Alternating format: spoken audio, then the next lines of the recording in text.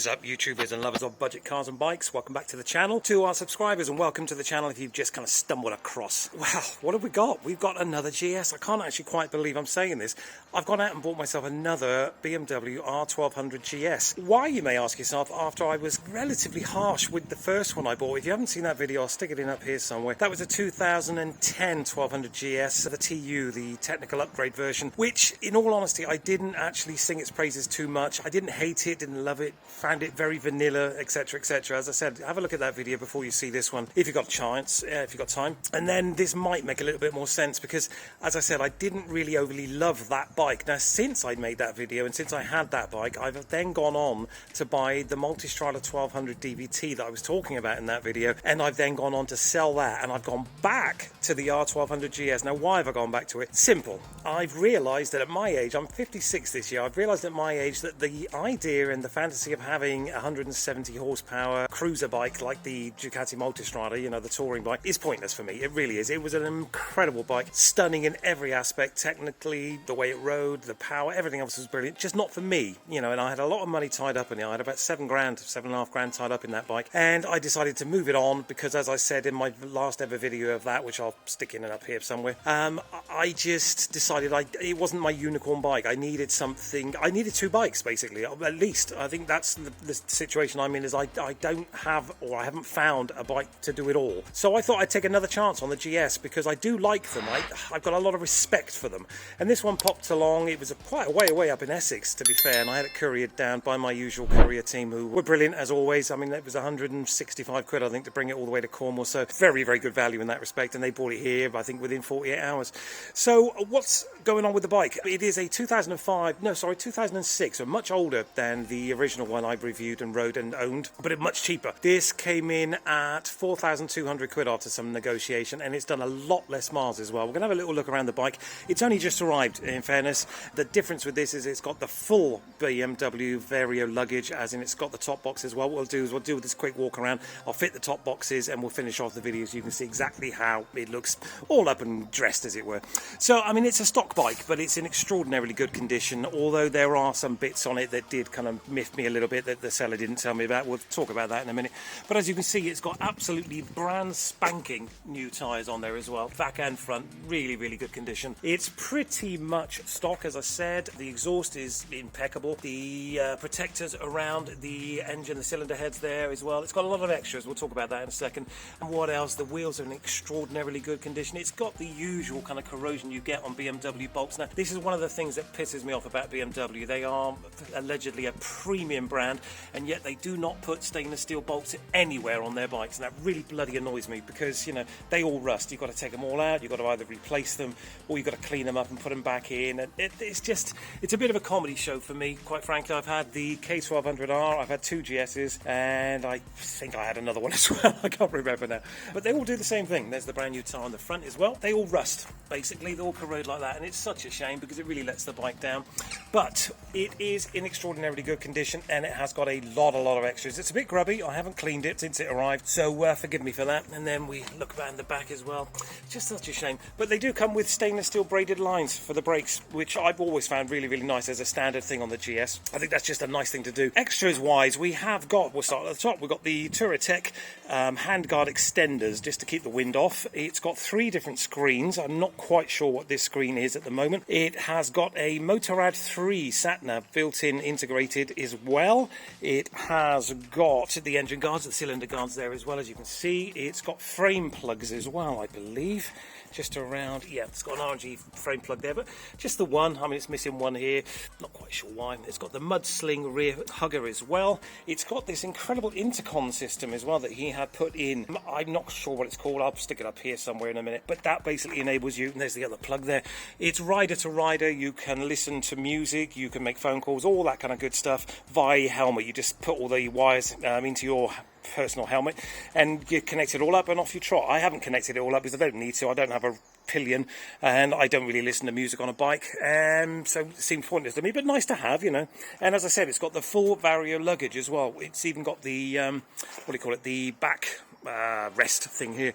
I've probably just done that myself. Bear with me as I try to get rid of any damage that I've caused. Anyway, so there it is. I mean, that's how it sort of arrived. We'll have a look at this Motorrad as well, but this is one of the reasons I bought it. It's got the cover on there, and basically it's a very old system, being that this is a 2006, but it's there. I won't put it on because I've got to start the bike to do that, and you probably won't be able to hear me. USB socket here. Now, it doesn't have, anywhere that I've seen, the DIN socket as well, which my 2010 did, which was quite nice. It was sorry, I was all the way up here. It was a little DIN socket down there. It doesn't have that, but it does only have 26,000 miles, which is, yeah, very good. But the 2010, I think, had over 40,000 miles, so that's why I took a chance on it. It freed up a lot of money from the Multistrada, and basically I still get the GS with very, very low miles, impeccable service history, but it does have a few cosmetic issues. It's also got this extender for the side stand. I mean, that rear shock doesn't look brilliant. The spring itself looks fine, but the shock looks quite shocking, to coin a phrase. And there's that bloody corrosion again. It's such a shame. I just want to get in there with a little Dremel with a copper bit on it and just clean all that up. But the stainless steel parts of it look brilliant. It's just the bits they didn't bother, which, as I said, I don't quite understand that. But this is a quick first impressions. It does also have the Sergeant seat back and front as well. I'm pretty sure it's got one on the front. There we go, yeah. It's the performance seat. Now, they're about 650 quid for that set of seats there alone, believe it or not. That sat-nav system there, the Motorrad 3, is probably another 300 or 400 quid. The intercom system's probably another 200 or 300 quid. It's got brand new tyres. It's got an MOT. It's had valve checks recently. It's had the gearbox oil changed. You can see it's had a new filter right there. I mean, that's a brand new filter to my mind. It's just not been travelling, and it's in extraordinarily good condition, apart from a couple of bits. But then it is 2006, so what's that, 16 years old? He didn't tell me about these little scratches here or here, or up here, or here, or here. None of this was mentioned. I did say, please send me a video just to highlight any scratches on the bike, because when you can't physically go and visit the bike or view the bike, you've got to take as much information as you can via video, really. And I noticed today also that there's some more little scratches here and up and down here, and a couple of tiny little ones here. So what I've done, I looked into replacing these, and it's not difficult. You can buy used ones in better condition for around about 60 quid each. But what I've done is I've bought some decals that will come straight down here and across here in a kind of black and grey. They'll stick on there. The middle pad will come up here and cover up that little scratch. I might actually get a tank one for here as well. I don't really like this bit here, if I'm honest, so I might replace that. And I've got some grip puppies which I will stick on here. Now, this is the base, I would call it the base model, because it doesn't have ABS and it doesn't have ESA. Now, that is two issues I don't have to worry about, because if you know anything about the BMWs, their ABS systems on their older bikes are bloody shocking. They fail just for a pastime. The ESA can fail as well. Two very, very common faults on these old BMWs, the 1200s. I don't have to worry about that now because it doesn't have it. So, that's another reason I bought it. So essentially, I paid £4,200 for a base bike, but I think you'll agree is in extraordinary condition, apart from these side panels. But as I said, these can be just swapped out for new ones if you want to, and it's got probably about £1,000 worth of extras on this bike. So one of the reasons I bought it, I didn't get it super cheap, but as I said, try to bear in mind it's got £1,000 worth of extras on it. What I might do, and I've also got the original seat as well, so what I might do if I want to release some money from this bike and make myself a couple of quid if I decide to sell it on, is I could sell the seat for say 200 or 300 quid. I'm not going to go to the problems, to the drama rather, of trying to take out that Motorrad, because it's all kind of linked in, so I don't want to do that. But I could get 200 or 300 quid for that seat. There's another 2 screens. There's a couple of bits I could take off and sell if I wanted to. I'm not going to lose money on this bike, hopefully, but I didn't buy it to make money. This is me trying desperately to review the GS 1200, because I think I was a bit harsh on it last time around, and I want to do a kind of 3 to 6 month long-term ownership for me review on this, and just tell you my absolute thoughts at the end of that as well, and just see if they differ from the original thoughts on this bike when I had the 2010, where I was a little bit mean to it, if I'm honest. So if you're interested in that, keep watching. We're going to do a ride-along video, maybe even 2. In a minute, I'm going to go and get all the luggage as well. Actually, what I'll probably do is I'll show you all the luggage and everything that comes with this bike in the second video, because otherwise I've got to go all the way upstairs and drag it all down and then put it back up again. My plan is to take this out for its first ride this Sunday, which is Easter Sunday, and as I said, we'll do a ride-along. We'll show you all the luggage as well. I've got some bags as well, some liner bags that go in the luggage that I've just been sent out, so we're going to do a review about about those as well.